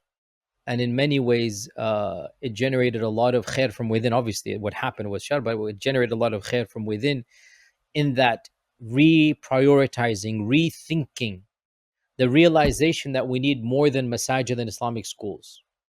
The realization we need to be engaged politically. We need journalists. We need media. So I don't see this as a failure, because we're only, you're from America, you're from England. I'm from America. You're from Australia, from England, from America. So the three of us represent slightly different trajectories, but all of us, our parents or grandparents migrated to this country. We are relatively new in these lands. Islam in these three countries, yes, it has its roots in communities, but in terms of the diaspora, in terms of like millions, this is one generation. So I think we need to cut ourselves some slack here. Rather than look at the negative, look at the positive. In that one generation, mashallah, tabarakallah, what have they done? given their impediments, given their financial obligations, given their overcoming of cultures. I give my parents' generation a lot of credit. So I don't like using the term failure at all. Could they have done things differently? Hindsight's always 2020. I mean, hindsight is always. So I'm happy at what they did. And I'm looking at now, what can we build on what they've handed to us? That's the way I look at it. What can we do with the infrastructure? I think we have a good quantity of masajid. We can never have enough, but masajid and then Islamic schools we're doing in our generation. I think our generation needs to now start looking at other institutes of them. And we have seen this in my generation. I went to Medina. As I said, there were 0 institutes of higher learning. Now, mashallah, tabarakallah, in America, I'm sure in Australia and Canada and England as well, but in America, we have over a dozen reputable, high quality institutes. That's amazing. Alhamdulillah. Yes, we can do more. But now we go to the next level. We need liberal arts colleges. There have been attempts in America to have a generic 4-year program that where you can get a humanities education grounded in Islam. We need that as well. We need many of our next generation focusing on careers that are beyond the traditional money earning careers. And that is rare, but it is now beginning. After 9/11, this was a game changer because I grew up pre 9/11, right? Nobody went into humanities. It was always engineering or medicine or accounting or lawyer. These are standard fields. Well, okay, now we understand. We need journalists, we need artists, we need media experts, we need a whole bunch of other professions. Another area where we need to build is leadership. That is again an area where the first generation, again, may Allah bless them, they were not trained to be leaders. They had to become in spite of who they are. Well, we now need to train the leaders of the next generation. We need people that are going to take the community to the next level. We need politicians. This is a very contested area. We're still debating this issue. And we need to move beyond this debate. I mean, we need politicians. Gaza is the classic case in point here. Our countries are directly aiding and abetting the genocide. Every one of our countries, all 3 of our countries here. We need more political engagement with current politicians and from our own. So this is where I think the future is exciting. Institution building is taking place. We need philanthropy. Okay, another reality. Our community, again, is brand new in this. They haven't yet taken advantage of what other communities do, which is giving back to their peoples via philanthropic projects, via the creation of institutes where, whether it is the Asian American or the African American or the Jewish American, they form institutes of, giving back, whether it's museums, whether it's art, whether it's culture, whether it is education. They do something for their peoples, right? And what they do brings benefit not just to their peoples, but to the world they live in, the countries they live in. By and large, our Muslim communities are still new to that idea. And I think that is an untapped potential. Our communities need to understand, if we wish to really be useful and productive and find izzah, which is part of what we need to do from within, then the only way we're going to do this is by contributing. And the classic example that I give in the Western world is South Africa. I have not seen any country that I've traveled to in which the Muslims are respected more by the society than in South Africa. And one of the reasons for this is that they have contributed back, and they have lived under apartheid, and they have given back to the community, fighting apartheid, doing what needs to be done. They have invested and given back and been a part of that society. And because of this, therefore, they're not viewed as foreigners, as outsiders, even though they're a small minority. They're just a single digits in terms of percentage, right? But the izzah they have, I haven't seen it in any other Western country. And I think, again, we as Muslims of America, Australia, and Canada, we need to get, again, we talked about these hermetically sealed bubbles. Once again, what are we doing for the people outside of our faith communities? How are we contributing to our own lands? And this goes back to the awkward question I speak to. You're from Sydney, correct, or Melbourne? Yeah, Melbourne, and I lived in Sydney as well. My I rest mean, of Sydney my has life. what, 8%, 7, 8% Muslims. I mean, it's phenomenal. In some areas, it's like 60%. There's Lakemba, whatever it is, like 60% Muslim, right? How is it possible for Sydney, that is 6, 7, 8% Muslim, to allow an Islamophobic politician to spout hatred against a community? It should not be happening because it's your country. These are your politicians, right? No other community that is 7, 8%. Within a generation, you're going to be 10%. What London is already 10, 15%, you know? France is almost 20%. Paris, I mean, how is it possible that you have Islamophobic politicians in these cities? It should not happen, but it's possible because we are disconnected from the rest of society. So you're talking about institution building. I think this is where the opportunity is. I'm not going to say it's a failure. I'm going to say we're still a new community. Let's cut ourselves some slack. A generation ago, our parents built the first masajid. If we, as children born and raised here, are now taking those masajid and networking into society, I see this as a natural progression. And the goal is to incentivize and the goal is to encourage. And inshallah ta'ala, if we put it that way, then the future is bright. So, not a failure, rather, missed opportunity and potential. And let what is happening in the world, let that act as catalysts for the. Another difference we have, by the way, this needs to be said. My parents' generation, your parents' generation, we didn't have the quantity of wealthy people, the resources to do things. Now, mashallah, tabarakallah, our generation, because our parents really did have the foresight, engineering, medicine, this and that, the American Muslim community, by and large, is way above average than other communities. The American Muslim community is far more educated than other people. The American Muslim community has more resources. They're upper middle class. We have plenty of multimillionaires. We have plenty of billionaires. We have them in America, right? That didn't happen back in the 80s. Now we do.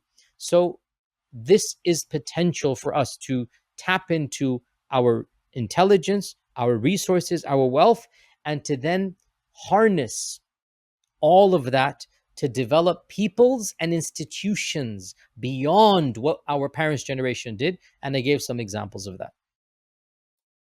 So just to get clarification, because I want to make sure I'm not misconstruing any point, because in the sense of you gave the example of the Muslims in South Africa, speaking in the Sydney context, for example, you mentioned potentially building, places like museums and all that.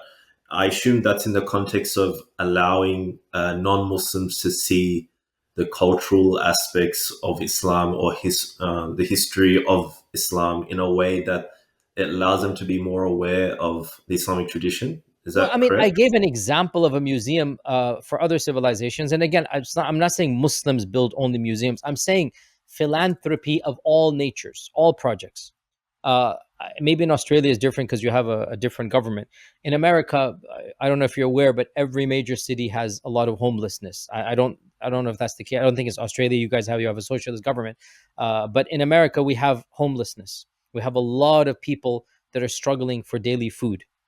One of the things that I've been advocating is that Muslims need to be at the forefront of feeding the hungry. It's simple as that. Why are we sending hundreds of millions of dollars back to our parents' countries, which again we should also do? Why are we not seeing that, hey, there's a hungry person within 5 minutes, 10 minutes drive downtown, downtown where what do you call it? Central, what do you call it? I mean, the center of the city, right? City center, you guys call it, right? There's always homelessness over there. So when I say philanthropy, I don't just mean museums. Well, even though that would be good. And by the way, again, this needs to be said.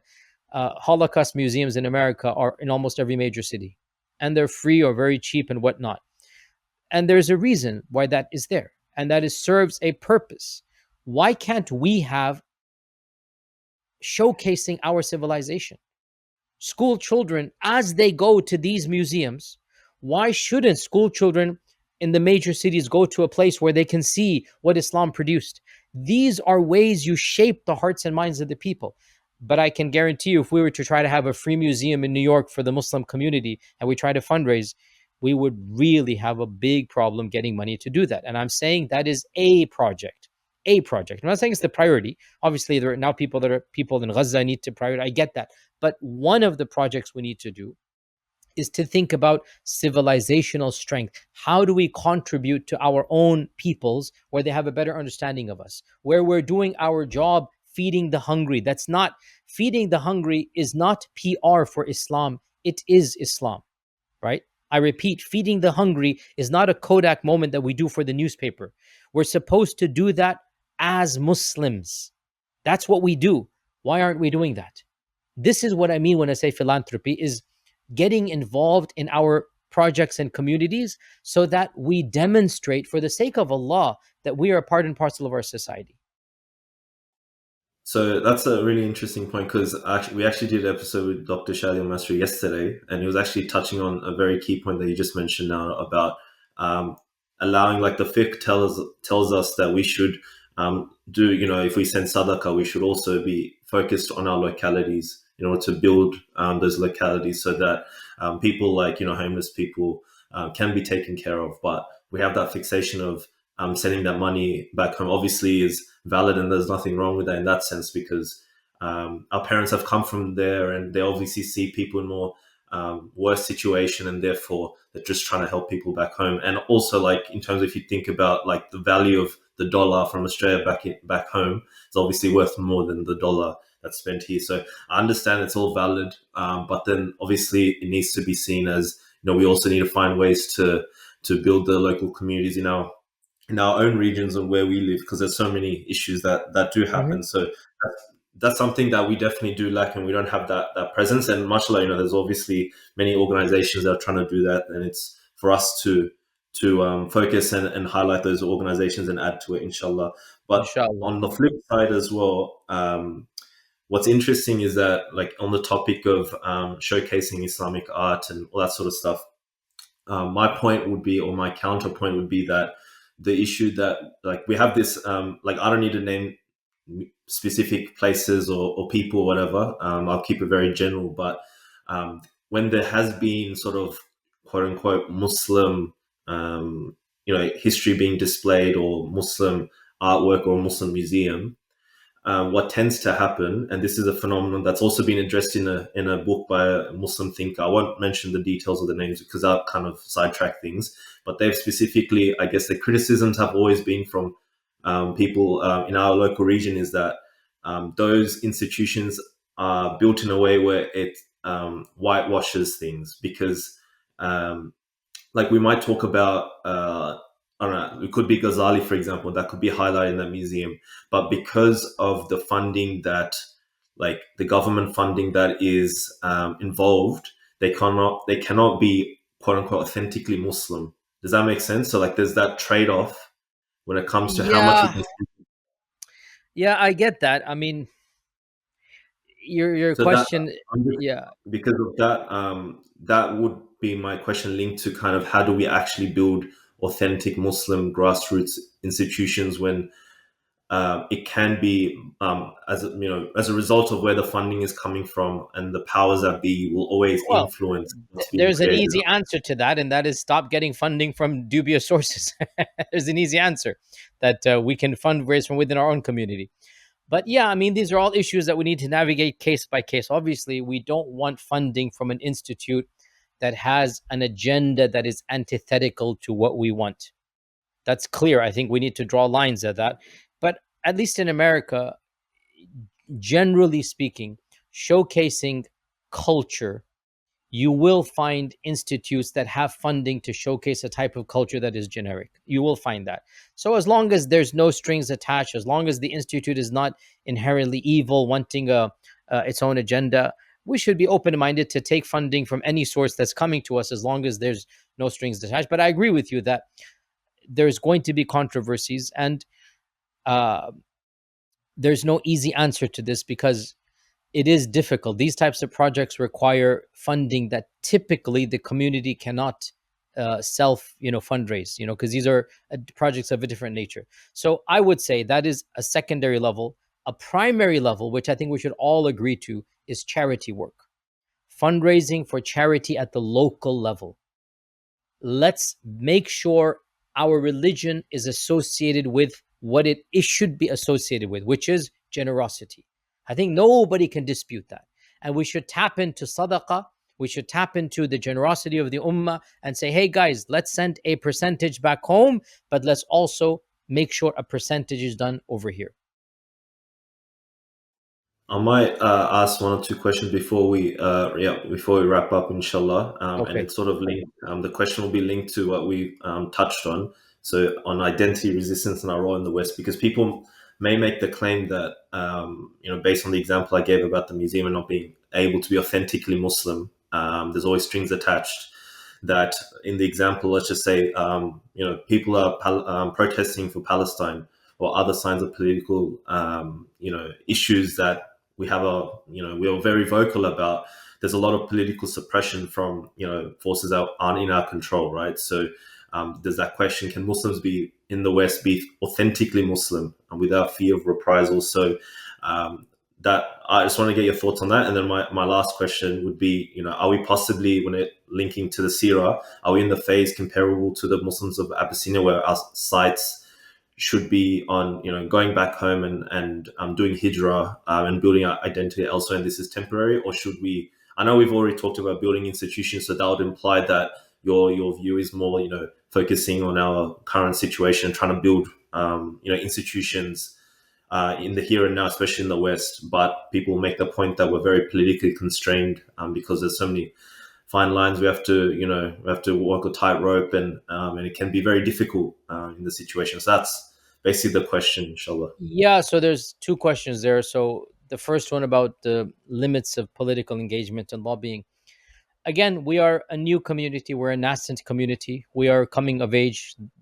My generation and your generation, you're a bit younger than me, but basically we are the first generation, by and large, born and raised, in our cultures from our parents' heritage, right? By and large, we are that product. And not to, again, it's easy to look at the negatives. I look at the positives.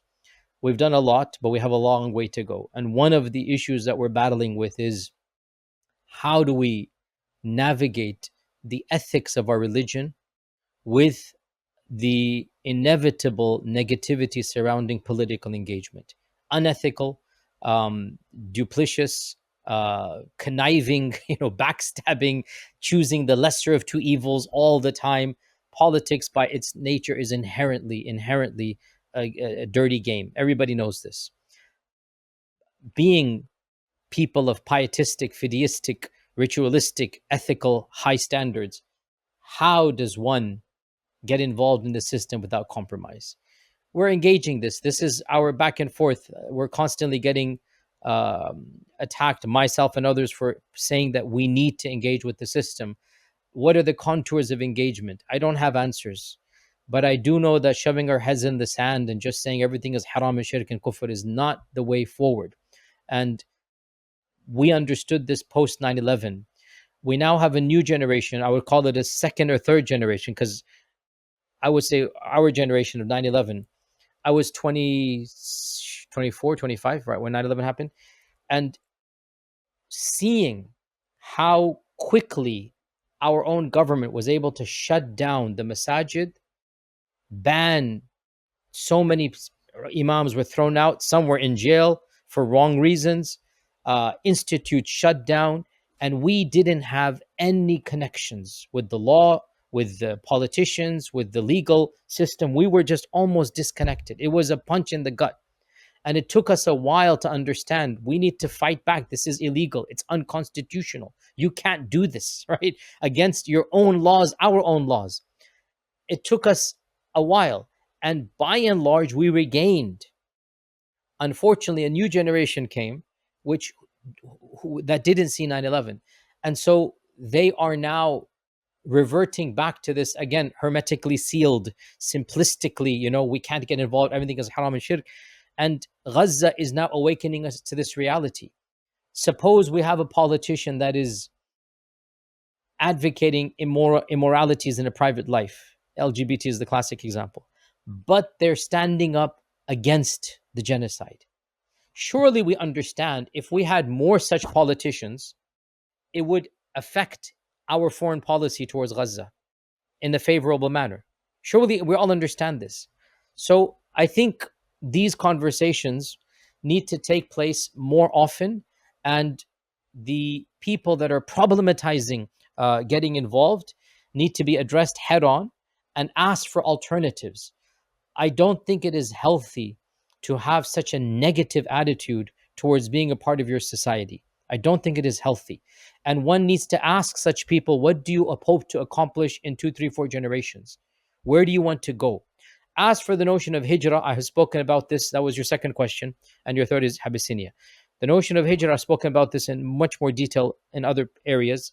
To summarize, nobody is saying it is wajib to remain where you are. If you want to leave, then leave. I'm not saying it's wajib to remain. But if you wish to remain, you need to start thinking proactively. You can't just live in a bubble. If you want to make hijrah, firstly, be wise and understand the problems you're facing here. You might get rid of some of them, but you will substitute them for another list of problems wherever you go. There is no utopia on earth. There's no Jannah on earth.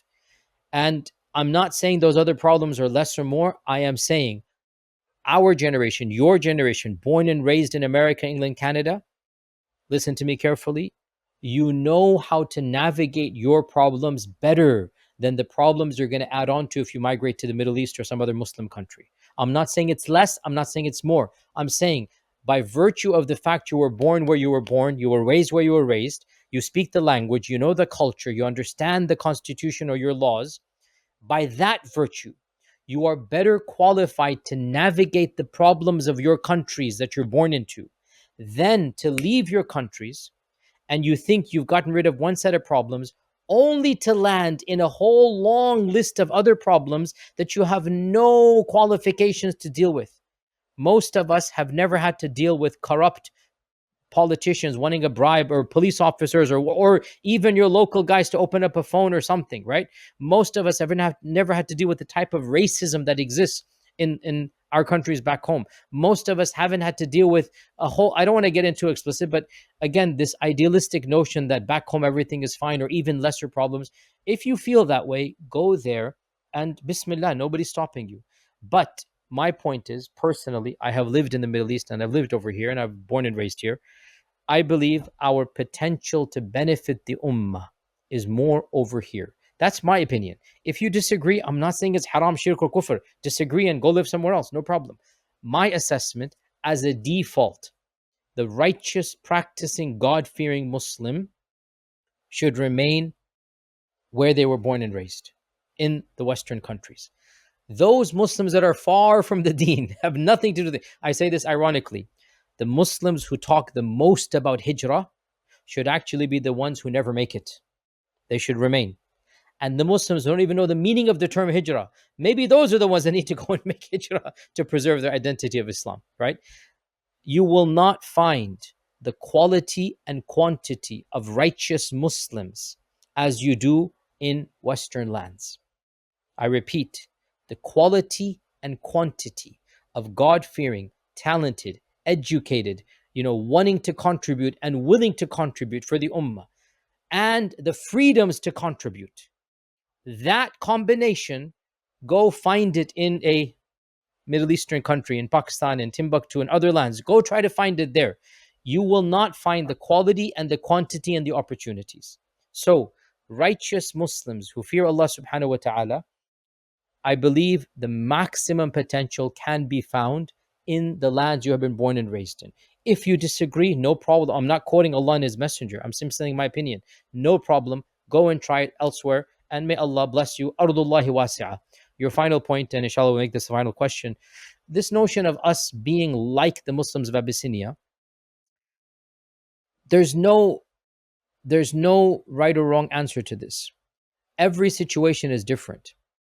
There are some similarities to us in Abyssinia, and there are some differences. I don't think we have any precedents. And 100 years from now, how the world will shape, I don't think they will have any precedent. In other words, every single era presents its unique challenges. So the claim that we will find parallels in a previous civilization, in a previous chapter of our history will always be partially correct and partially wrong. Every generation is unique. I think we can benefit, and I've said this in my seerah, we can benefit immensely from the Abyssinian paradigm, but I never said that America is the Abyssinian paradigm. And I don't think we can ever have, because Abyssinian paradigm was unique for its time frame. And of the things we can benefit from in the Abyssinian paradigm, generic rules and principles, number one, the permissibility to live amongst non-Muslims with the goal of preserving your faith and teaching your children and passing it down. Children were born in Abyssinia. The Prophet's granddaughter was born in Abyssinia. The Prophet Muhammad's granddaughter was born in Abyssinia, raised in Abyssinia. She spoke Habashi. She absorbed the language. Nothing wrong with that. You know what I'm saying? That's the reality of what's going to happen. Number two, engaging with the system. The Abyssinian Muslims engaged with the system. They negotiated with the emperor. They fought for their rights in what would be the civil rights case, right? Number three, the understanding that they did take sides in local politics, even though they weren't allowed to vote per se, but they made dua. And their hearts were attached to one side against the other. Well known. I went over this in the seerah. Imagine if they had the right to vote, would they have done it? I would say yes, but that's my opinion. I would say yes, but we know that their hearts were attached. They were making dua to Allah for one party against the other. They wanted one party to win. But because they were living as third-class citizens, not even second-class, third-class citizens, they didn't have any rights per se. It is obvious to me, if they had rights, if they could petition, they would have done so. But that's my opinion. So we learn from this that there's a paradigm. We can take certain aspects of it, but then in the end of the day, what the critics always say, Abyssinia was not attacking Darul Islam, whereas your countries are attacking Darul Islam. And that's an element of truth in this regard, no question. And that's why I'm saying it's not exactly the same, but there are, some similarities to this. I appreciate your time, Sheikh, and sharing all your thoughts. I know we covered a lot of ground, alhamdulillah, when it comes to like politics. We also talked about Islamic knowledge, training required for imams, institution building, and then we talked about group things. So we covered a lot of ground, alhamdulillah. But I don't know if you had any final thoughts, Nadeem, you wanted to share, and then I'll hand the mic over to the Sheikh to share any final thoughts before I wrap up, inshallah. No, alhamdulillah, I found them very, very insightful. Barakallahu feekum, Sheikh, for coming on and the discussion. But nothing else from me, alhamdulillah. Alhamdulillah. Jazakumullah khair for having me, inshallah. May Allah bless and put barakah in your efforts and all of ours. May Allah grant us all ikhlas and humility and cause us all to be a benefit to this deen, inshallah. Ameen. And, if people and our listeners wanted to check out us on YouTube, you can check us on our YouTube channel. We've been doing episodes for a very long time, inshallah. So we've got many previous guests you can check out, inshallah. And we're also on Instagram, Facebook, and TikTok as well. So check us out there. And we're also on Apple iTunes. So subscribe to us there on Spotify as well. So from our special guest, Shaykh Dr. Yasir Qadhi, wish you all the best. This is Nadeem and myself signing off. Assalamu alaikum. فيا ذلي ويا خجلي إذا ما قال لي ربي أما استحييته تعصيني ولا تخشى من العتب وتخفي الذنب عن خلقي وتأبى في الهوى قربي فتب مما جنيت عسى تعود إلى رضا الرب تعود إلى رضا الرب